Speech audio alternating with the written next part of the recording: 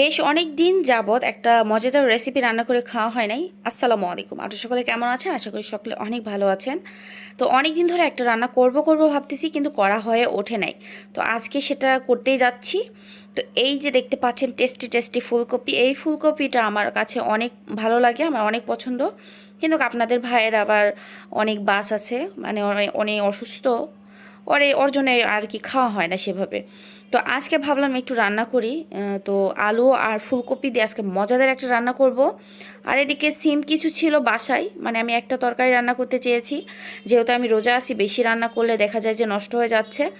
মানে একটা তরকারি তো ছেলে মানুষ বারবার খায় না, আমার তো খেতে হয়, থেকে গেলে খেতে হয়, আর রোজা থেকে বারবার রান্না করতে ভালো লাগে না। আর আমি এমনিতে চেষ্টা করি সবসময় একবারে রান্না করার। তো এখন পেঁয়াজ কাঁচামরিচ দিয়ে দেওয়ার পর 1.5 চামচ লবণ, তারপরে 1.5 চামচ হলুদ, 1.5 চামচ গুঁড়া মরিচ, তারপরে দিয়ে দিয়েছি বাটা মশলা কিছুটা, বাটা মশলার মধ্যে এখানে সব কিছু আছে, আর দিয়ে দিয়েছি তেল পরিমাণ মতো। তো দিয়ে দেওয়ার পর ভালোভাবে হাতের সাহায্যে মাখিয়ে নিয়েছি, যতক্ষণ পর্যন্ত সুন্দরভাবে সব তরকারিতে মশলাটা ভালোভাবে লেগে যাচ্ছে। যেহেতু ফুলকপি তরকারি, একটু ভালোভাবে মাখাতে হবে। তো মাখানা মোটামুটি কমপ্লিট। তো এখন কিছুটা একটু তেল দিয়ে দিলাম, আরও মনে হচ্ছে আমার রান্নাতে একটু তেল কম হয়েছে। তো দিয়ে দেওয়ার পর ভালোভাবে এটা হাতের সাহায্যে আবারও মাখিয়ে নিলাম। তারপরে দিয়ে দিলাম বাটা মাছ। যেহেতু আমার বাসায় আজকে ছোটো মাছ বলতে বাটা মাছ আর মলা মাছই ছিল, তো মলা মাছ তো গতকাল খাওয়া হয়েছে। তো ভাবলাম আজকে আর মলা মাছ রান্না করব না, বাটা মাছ দিয়ে বেশ একটু রসালো করে ফুলকপি রান্না করা যাবে টমেটো দিয়ে। তো যাই হোক, ওইটা মাখিয়ে তো বসিয়ে দিলাম। এখন সিম আর আলু যেটা কেটে রেখেছিলাম সেটা ভাজি করব। তো এখন তেল, তেজপাতা আর আস্ত জিরা দিয়ে দেওয়ার পর একটু গরম করে নেওয়ার পর কাঁচামরিচ আর পেঁয়াজ দিয়ে দিয়েছি বেশ অনেকটা, এটা ভাজির জন্য বাগারটা দিয়ে নিচ্ছি। এখন সুন্দরভাবে ব্রাউন কালার করে ভেজে নিব। তো হালকা একটা কালার চলে আসলে, মানে ব্রাউন কালার ঠিক না, একটু লালসা কালার হয়ে আসলে আমি এটাকে মানে ভাজার জন্য রেডি করে নিব। তো একটু টেস্ট অনুযায়ী লবণ, 1.5 চামচ হলো মরিচ, আর 1.5 চামচ হলুদ। তো সুন্দরভাবে এগুলো দিয়ে দেওয়ার পর ভালোভাবে নাড়াচাড়া দিয়ে একটু মিশিয়ে নিয়ে সামান্য একটু বাটা মশলা দিয়েছি, আপনারা চাইলে স্কিপ করতে পারেন, যদি মনে হয় খাবো না তাহলে দেওয়ার দরকার নেই। তো এখন সুন্দরভাবে আমি এই যে সিম আর আলু যেগুলো কেটে ধুয়ে রেখেছিলাম সেগুলো সবগুলো দিয়ে দিলাম। তো দিয়ে দেওয়ার পর ভালোভাবে এটাকে নাড়াচাড়া দিয়ে সামান্য একটু পানি দিয়ে এটাকে ঢাকনা দিয়ে ঢেকে রেখে দেবো সেদ্ধর জন্য।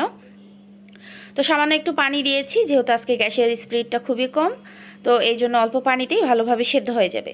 তো এর মাঝে ফুলকপির সুন্দর একটা বলক চলে আসছে। এখন এই যে কিছুটা টমেটো আমি এভাবে চারফালি করে রেখেছিলাম, সেগুলো সব টমেটো দিয়ে দেওয়ার পর ঢাকনা দিয়ে ঢেকে রেখে দিয়েছি ভালোভাবে রান্না হওয়ার জন্য। আর এই পাশে কিন্তু সিম আলু ভাজিটাও সুন্দরভাবে রান্না হচ্ছে।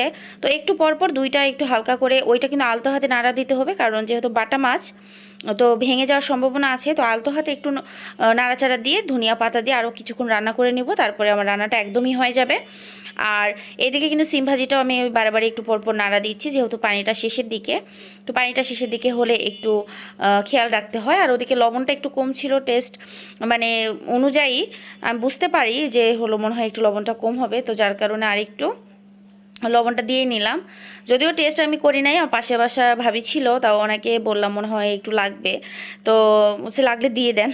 তো যাই হোক, এইভাবে আমি হাত আন্দাজে রান্না করি। আর আলহামদুলিল্লাহ যে না জেনে শুনেও বেশ ভালোভাবে রান্না মানে করতে পারি, রোজার সময়ও বেশ অ্যাডজাস্ট হয়ে যায়, কোনো কিছু মানে চেক করতে হয় না। তো যাই হোক, আমার রান্না আজকে এই পর্যন্ত। আজকে রান্নাগুলো কেমন লেগেছে অবশ্যই কমেন্টে জানাবেন। ভালো লাগলে লাইক, কমেন্ট, শেয়ার, চ্যানেলটিকে সাবস্ক্রাইব করে আর ফেসবুকে ফলো দিয়ে রাখবেন। দেখা হচ্ছে নেক্সট ভিডিওতে। আল্লাহ হাফেজ, আসসালামু আলাইকুম।